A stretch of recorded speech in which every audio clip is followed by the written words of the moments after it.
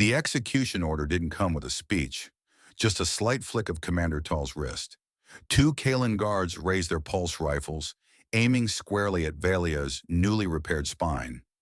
Absolute loyalty was supposed to mean something, but when absolute loyalty is rewarded with a firing squad, survival becomes the ultimate act of rebellion.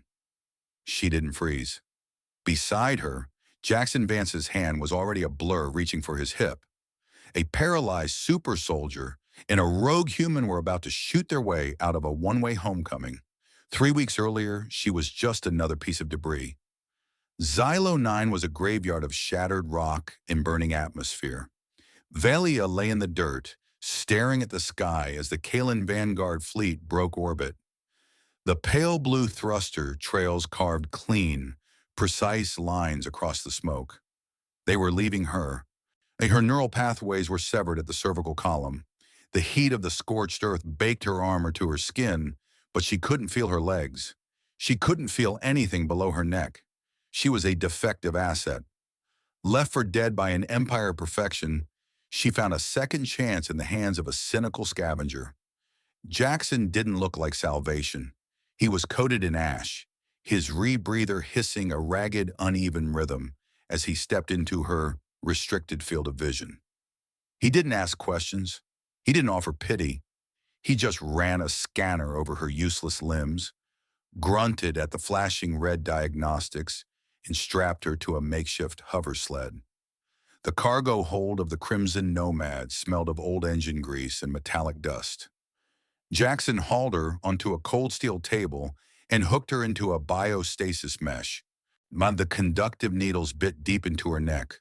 For weeks, the ship hummed a steady vibrating tune while the mesh forced her nerves to knit back together.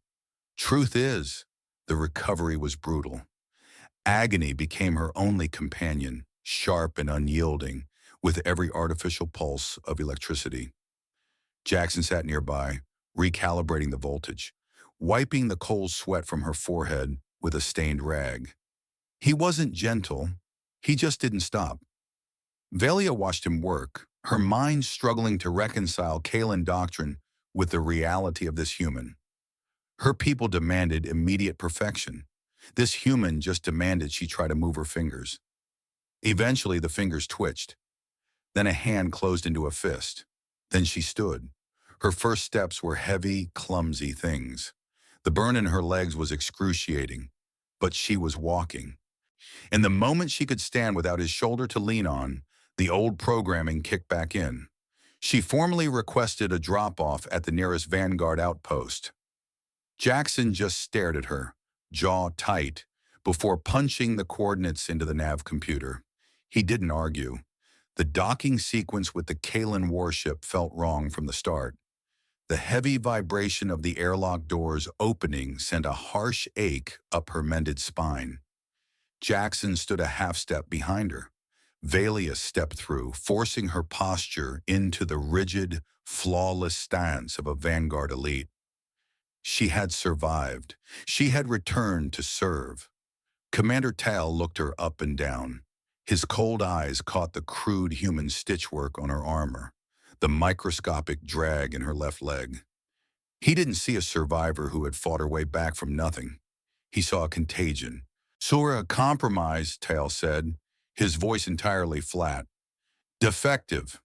And then came the wrist flick. The airlock bay erupted. Valia didn't freeze. The Kalen guard on her left pulled his trigger, but she was already dropping beneath the blinding arc of blue plasma. Her hand snapped out. Fingers locked around the hot barrel of his rifle. She twisted hard. Bone cracked under her grip. The guard went down heavily, and she didn't pause to watch him fall. She ripped the weapon from his hands and fired a short burst straight into Commander Tal's security console. Sparks rained down, blinding the targeting sensors. To her right, a deafening roar. Jackson's heavy slug thrower kicked violently in his grip. The second guard's chest plate caved inward under the kinetic force. The man slammed against the bulkhead and slid motionless to the deck. An alarm shrieked. A harsh red strobe cut through the sterile white lights of the hangar. More boots hammered against the metal plating down the corridor. Vanguard reinforcements. Move! Jackson grabbed her shoulder, shoving her backward toward the open airlock. She didn't need the push. They scrambled over the threshold just as the first volley of heavy repeater fire tore into the doorway. Superheated metal sprayed across Avelia's cheek. It stung. It felt entirely real. She hit the manual override with a closed fist. The thick blast doors ground shut, sealing them inside the docking tube with a heavy final thud. But the tube wouldn't hold. The Vanguard would cut through it in seconds. They sprinted the 50 yards back to the Crimson Nomad. Valia's rebuilt spine screamed.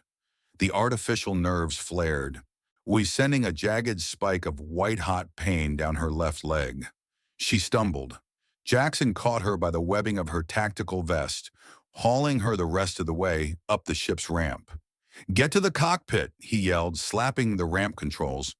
She limped down the narrow corridor, her heart hammering a frantic rhythm against her ribs. The ship shuddered violently.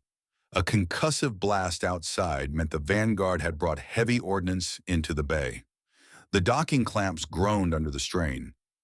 Jackson dropped into the pilot's seat, his hands flying across the scarred control panel. Warning lights flashed yellow and red across his face. They locked the external clamps, were tethered. "Blow them," Valia said. She leaned heavily against the bulkhead, her breath coming in ragged gasps. "It'll tear the hull." "Blow them." Jackson." He hit the auxiliary release. Explosive bolts detonated. The shock wave threw Valia to her knees. Metal screamed as the ship violently tore itself free from the Vanguard dreadnought. The inertial dampeners failed to catch the sudden lurch, and the ship spun backward into the black. Jackson slammed the thrusters to maximum. The Crimson Nomad shot away from the massive warship, weaving erratically to dodge the rapid-fire defensive batteries tracking their retreat. A near miss rattled the viewport, but then they were clear. The dreadnought shrank to a speck against the vastness of space. The proximity alarms finally silenced. The only sound left was the low, uneven thrum of the ship's hyperdrive spinning up. Valia stayed on the deck for a long moment. She traced the edge of a fresh scorch mark on her armor. The insignia of her fleet was burned away. Everything she was had been left on that hangar floor, and it didn't bother her at all. Truth is, she felt lighter. She pushed herself up. Her leg throbbed, a steady ache that proved she was alive. She walked slowly to the front of the cockpit. She didn't ask for permission. She just dropped into the empty co-pilot seat and strapped in. Jackson glanced sideways. His jaw was tight, but the corner of his mouth twitched. "Coordinates? Anywhere else," she said. He engaged the drive. The Crimson Nomad blurred into the starlight, leaving the Empire behind.